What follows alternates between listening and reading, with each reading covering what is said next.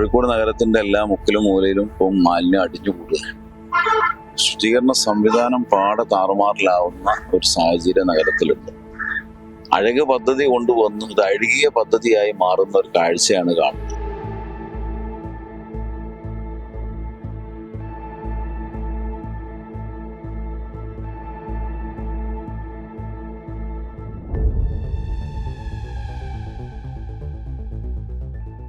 നമസ്കാരം, ഞാനിപ്പോൾ നിൽക്കുന്നത് കോഴിക്കോട് നഗരത്തിലെ പഴയ ടാഗോർ സെന്റിനറി ഹാളിന് മുന്നിലാണ്. പഴയത് എന്ന് പറയാൻ കാരണമുണ്ട്, ഇവിടെ വലിയ ബോർഡൊക്കെ കാണാമെന്ന്. പക്ഷേ ടാഗോർ സെന്റിനറി ഹാൾ എന്ന് പറഞ്ഞൊരു സ്ഥാപനം ഇപ്പോൾ കോഴിക്കോട് നഗരത്തിൽ പ്രവർത്തിക്കുന്നില്ല. നവീകരണത്തിന്റെ ഭാഗമായി ഏതാനും വർഷങ്ങൾക്ക് മുൻപാണ് അത് ഇവിടെ നിന്ന് പൊളിച്ചു നീക്കിയത്. എന്നാൽ നാളിതുവരെയായിട്ടും അതിന്റെ യാതൊരു പ്രവർത്തനങ്ങളും ആരംഭിച്ചിട്ടുമില്ല. ഇപ്പോൾ ഇത് കോഴിക്കോട് കോർപ്പറേഷൻ മാലിന്യങ്ങൾ ഡംപ് ചെയ്യുന്നതിനുള്ള ഒരു കേന്ദ്രമാക്കി മാറ്റിയിരിക്കുകയാണെന്നുള്ളതാണ് ഏറ്റവും സങ്കടകരമായ ഒരു കാര്യം എന്ന് പറയുന്നത്. നമ്മുടെ അനശ്വര സാഹിത്യകാരനായിട്ടുള്ള ടാഗോറിന്റെ പ്രതിമ ഇവിടെ മാലിന്യത്തിന്റെ കൂമ്പാരത്തിനിടയിൽ കിടക്കുന്ന കാഴ്ച സാഹിത്യ പ്രേമികളെ സംബന്ധിച്ചിടത്തോളം വലിയ വിഷമം ഉണ്ടാക്കുന്ന ഒന്നാണ്. മൂക്കുപൊത്താതെ ഇതുവഴി നടന്നു പോകാൻ പോലും സാധിക്കുകയില്ല എന്നുള്ളതാണ് ഏറ്റവും പ്രധാനപ്പെട്ട വസ്തുത. കോഴിക്കോട് നഗരത്തിന്റെ ഒരു പൈതൃക കേന്ദ്രമായിട്ടുള്ള ടാഗോർ സെന്റിനറി ഹാൾ നിലനിന്നിരുന്ന പ്രദേശം എന്തുകൊണ്ടാണ് ഇത്തരത്തിൽ മാലിന്യങ്ങൾ നിക്ഷേപിക്കുന്ന ഒരു കേന്ദ്രമായി മാറിയിരിക്കുന്നത്? എന്തുകൊണ്ടാണ് നാളിതുവരെയായിട്ടും ടാഗോർ സെന്റിനറി ഹാളിന്റെ പുനർനിർമ്മാണ പ്രവർത്തനങ്ങൾ ആരംഭിക്കാത്തത്? ഇത് വലിയ പ്രതിഷേധത്തിന് ഇടയാക്കുന്ന ഒരു കാര്യമാണ്. ഈ ഒരു വിഷയത്തെക്കുറിച്ച് നമ്മളോട് പ്രതികരിക്കുന്നത് കോർപ്പറേഷനിലെ UDF കക്ഷി നേതാവായിട്ടുള്ള ഷമീർ തങ്ങളാണ്. അദ്ദേഹത്തിന്റെ വാക്കുകൾ. ഇപ്പോൾ കോഴിക്കോട് നഗരത്തിന്റെ ഒരു പൈതൃക കേന്ദ്രമായിട്ടുള്ള ടാഗോർ സെന്റിനറി ഹാൾ അതിപ്പോൾ ഒരു കുപ്പത്തൊട്ടി പോലെ ആയിരിക്കുകയാണ് അല്ലെ? എന്താണ് അവിടെ ഇതുവരെ ടാഗോർ സെന്ററിന്റെ പണി നടക്കാത്തത്?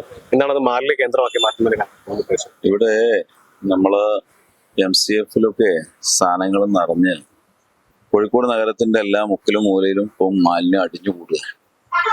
ശുചീകരണ സംവിധാനം പാടെ താറുമാറിലാവുന്ന ഒരു സാഹചര്യം നഗരത്തിലുണ്ട്.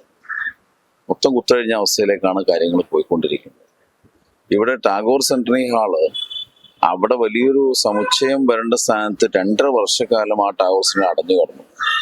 കോടിക്കണക്കിന് രൂപയുടെ വരുമാന നഷ്ടമാണ് അടച്ചു ഇട്ടതുപോലെ നമുക്ക് നഷ്ടമുള്ളത്. മാത്രമല്ല അത് കഴിഞ്ഞ് പൊളിച്ചു മാറ്റിയൊരു വർഷം പിന്നിട്ടു. ഇപ്പോഴും അതിന്റെ മുന്നോട്ടുള്ള പ്രവർത്തനങ്ങളൊന്നും തന്നെ മുന്നോട്ട് കൊണ്ടുപോകുന്നതായിട്ട് കാണുന്നില്ല. ആ സ്ഥാനത്ത് ഇന്ന് ആ ഗ്രൗണ്ടിൽ ചെന്ന് നോക്കിയാൽ കാണുന്നത് അവിടെയും ഹരിതസേനയുടെ കംപ്ലീറ്റ് മാലിന്യങ്ങൾ കൊണ്ടിട്ട് ഡംപ് ചെയ്യുന്ന കാണും. ചാക്കുകൾ കൂമ്പാരമായി മാറും. അപ്പം എല്ലാ അർത്ഥത്തിലും കോഴിക്കോട് നഗരം മൊത്തം അഴക് പദ്ധതി കൊണ്ടുവന്നു ഇത് അഴുകിയ പദ്ധതിയായി മാറുന്ന ഒരു കാഴ്ചയാണ് കാണുന്നത്. ഇത് സത്യം പറഞ്ഞാൽ കോർപ്പറേഷൻ ഭരിക്കുന്ന ഭരണകർത്താക്കൾ ഇനിയെങ്കിലും കണ്ണ് തുറക്കണം. കാരണം സാംക്രമിക രോഗങ്ങൾ കോഴിക്കോട് നഗരത്തിൽ പടർന്നു പിടിക്കുക. ഈ സമയത്താണ് പല സ്ഥലങ്ങളിലും ഈ മാലിന്യങ്ങൾ അടിഞ്ഞു കൂടിക്കൊണ്ട് തുടങ്ങുന്നത്. ഇന്ന് പല പത്രവാർത്തകളും വന്നു കഴിഞ്ഞിട്ടുണ്ട്. പല സ്ഥലങ്ങളിലും ടണ്ണ് കണക്കിന് മാലിന്യങ്ങളാണ് നിറഞ്ഞു കിടക്കുന്നത്. അപ്പൊ ഇതിന് ശാശ്വത പരിഹാരം എന്ന നിലയിൽ ഇതിന് അടിസ്ഥാനപരമായി ഒരു സെൻട്രൽ സംവിധാനം, ഒരു കേന്ദ്രീയ സംവിധാനത്തിൽ കൊണ്ടുവന്ന മാലിന്യ സംസ്കരണത്തിനുള്ള ബൃഹത് പദ്ധതികൾ വരാതെ ഒരിക്കലും കോഴിക്കോട് നഗരത്തിൽ നമുക്ക് ഇതിന് മോചനം കിട്ടില്ല. അതിനു വേണ്ടുന്ന ശക്തമായ നടപടികൾ ഭരണകർത്താക്കൾ എന്ന രീതിയിൽ കോഴിക്കോട് കോർപ്പറേഷൻ ഭരിക്കുന്ന ആളിൽ നിന്നുണ്ടാവണം. കാരണം ഒരു കേന്ദ്രീയ ഞങ്ങൾ പൊണ്ട് നമ്മുടെ പൈപ്പ് കമ്പോസ്റ്റ്, അതുപോലെ ഒക്കാശി ബക്കറ്റ്, ഇതുപോലെയുള്ള കണ്ണിൽ പൊടിയിടുന്ന പദ്ധതികൾ, ഇതുകൊണ്ടൊന്നും നമ്മുടെ വിഷയം പരിഹരിക്കപ്പെടില്ല. കാരണം ഫ്ലാറ്റിൽ താമസിക്കുന്ന ആളുകൾ ഇവിടെ കോഴിക്കോട് നഗരത്തിലെ വൻകിട ഹോട്ടലുകളിലെയും അതുപോലെ മാളുകളിലെയും എല്ലാ വേസ്റ്റും കൊണ്ട് നിക്ഷേപിക്കുന്ന ഞെളിയമ്പറമ്പിലാണ് അല്ലേ? ആ ഞെളിയമ്പറമ്പിലേക്ക് ആ പ്രദേശവാസികളുടെ വേസ്റ്റ് പോലും എടുക്കുന്നില്ല. കോഴിക്കോട് നഗരത്തിന്റെ ഹൃദയഭാഗങ്ങളിൽ നിന്ന് കൊണ്ടുവരുന്ന എല്ലാ വേസ്റ്റും നിക്ഷേപിക്കുന്നത് ഞെളിയമ്പറമ്പ്. ആ ഞെളിയമ്പറമ്പ് സ്ഥിതി ചെയ്യുന്ന മുൻപ് പഞ്ചായത്തായിരുന്ന ചെറുണ്ണന്നല്ലം മേഖലയിലെ വേസ്റ്റും അതുപോലെ കൂട്ടിച്ചേർത്ത വേപ്പൂര്, എലത്തൂർ മേഖലയിലെ വേസ്റ്റുകളും അങ്ങോട്ട് കൊണ്ടുപോകാൻ സംഭവം തരുന്നില്ല നാളിന്നവരെ. 10-15 വർഷം കഴിഞ്ഞ് കോർപ്പറേഷൻ കൂട്ടിച്ചേർത്തിട്ട്.